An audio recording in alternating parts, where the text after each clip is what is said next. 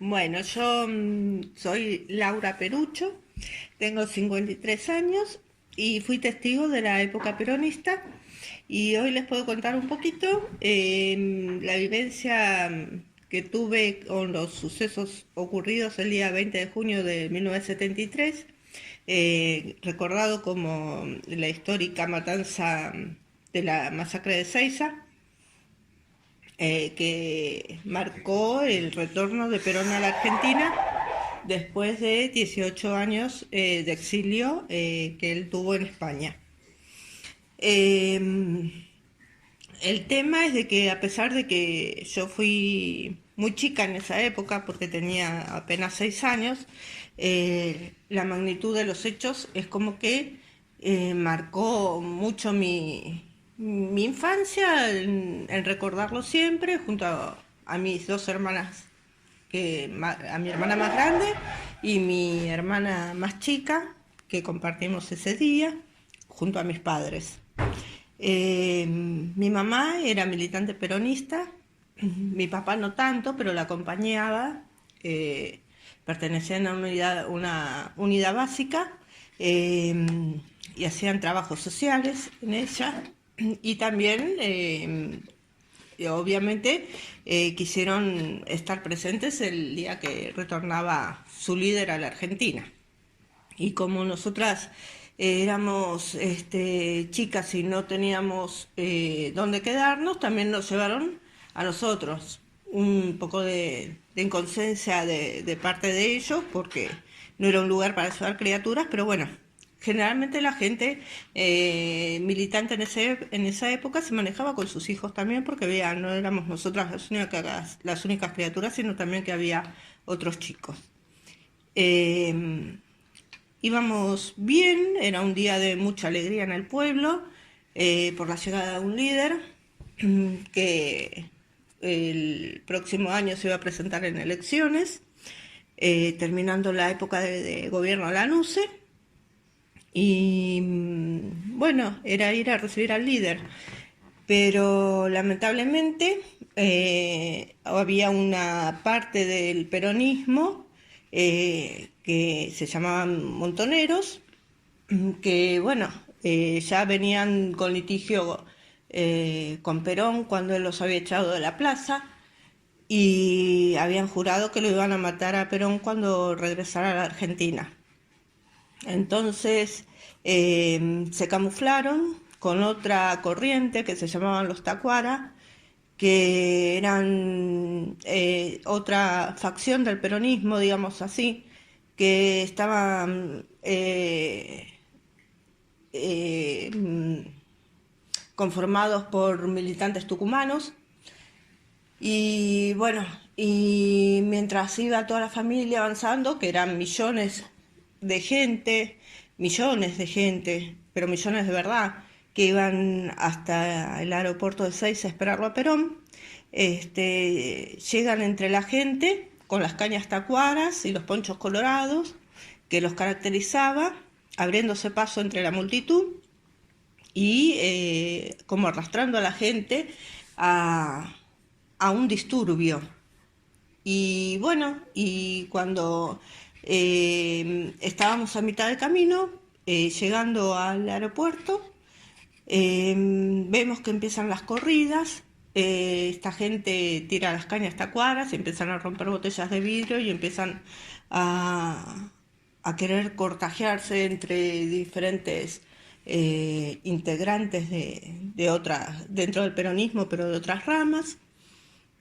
Y bueno, y se armó un descontrol total, que no se pudo llegar hasta donde estaba el palco que había organizado la CGT para hacerle el recibimiento a Perón. Entonces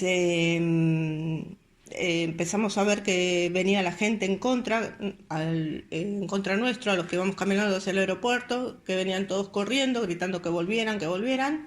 y empezaron a pasar las ambulancias con las banderas ensangrentadas, y entonces la gente empezó a desesperarse y se escuchaban tiros y cosas, gritos, desesperación. que después con el tiempo nos enteramos que eran francotiradores que tenían los sindicalistas apostados en los bosques de Ezeiza, al costado de la Richeri, para matar a todos estos montoneros que estaban camuflados como los tacuara. Así que bueno, eso les puedo contar del retorno de Perón a Ezeiza. Que al final después el avión no bajó en Ezeiza, lo desviaron hacia otro puerto que era una base militar para que estuviera seguro y pudiera desembarcar seguro, y se suspendió todo eso. Que después no se supo en el momento lo que pasó, sino que después del tiempo pudimos saber lo que había sucedido realmente. Bueno, otra cosa que se puede contar de la época es que nosotros vivíamos en San Antonio de Padua y teníamos como vecinos a Santucho y a Galimberti, Rodolfo Galimberti, que en su momento eran personas del barrio que no llamaban la atención. Es más, Galimberti era lo voy a decir así nomás porque se decía así, que era el gordito pelotudo del barrio, que no mataba una mosca, vivía con su abuela,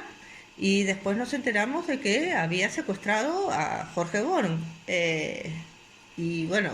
por el que pidió 60 millones de dólares de rescate,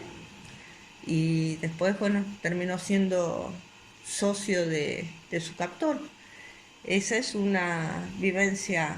que teníamos. De Santucho nadie se imaginaba que podía llegar a ser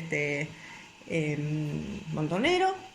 y vivía en la esquina de mi casa. Mi hermana jugaba con los hijos de él. Y bueno, eso.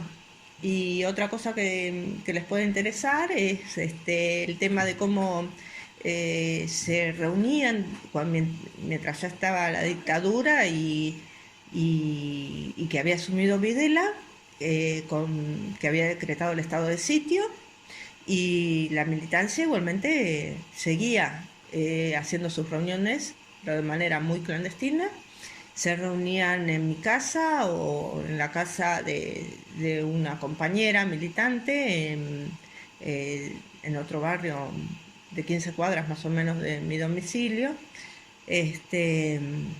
siempre después de las 12 de la noche, para que no pasaran las razias militares. Se tapaban las ventanas con frazadas para que no se filtrara la luz, no se podía hacer ruido,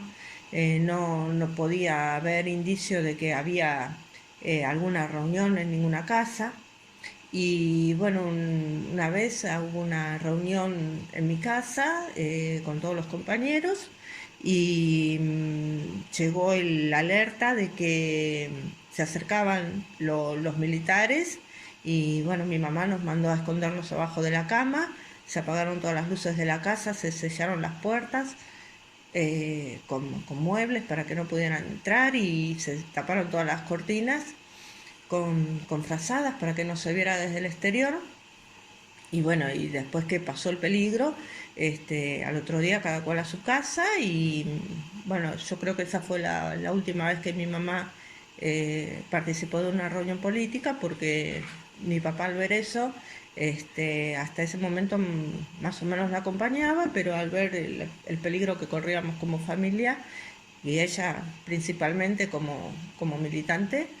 le dijo que bueno, que si ella no dejaba la política, se iban a separar y que él se iba a ir de mi casa. Así que es como que le dio un ultimátum, y a partir de ahí ya mi mamá no siguió militando. Y después nosotras sí volvimos a militar con la vuelta a la democracia, ya siendo adolescentes, en la gloriosa JP de aquel momento, preparando la campaña de Luder, que se presentaba como candidato a presidente, pero que lamentablemente perdimos la elección contra Alfonsín. Una cosa que les puedo compartir también es que al verse frustrado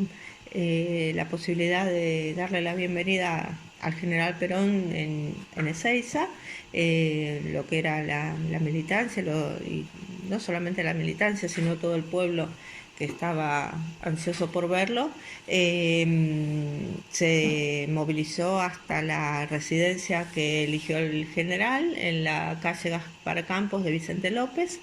y fueron multitudes a golparse a la puerta de la casa y a reclamar la presencia de Perón, que salió por el balcón de un primer piso de la residencia, y nosotros con mi familia tuvimos la suerte de estar muy cerquita contra la reja de la casa, porque habíamos llegado temprano, y verlo muy de cerca a Perón, en compañía de Isabel, su esposa, saludando a la gente, y la gente lo vitoreaba y le cantaba, y él se mostraba muy sonriente, muy contento y muy agradecido con el pueblo.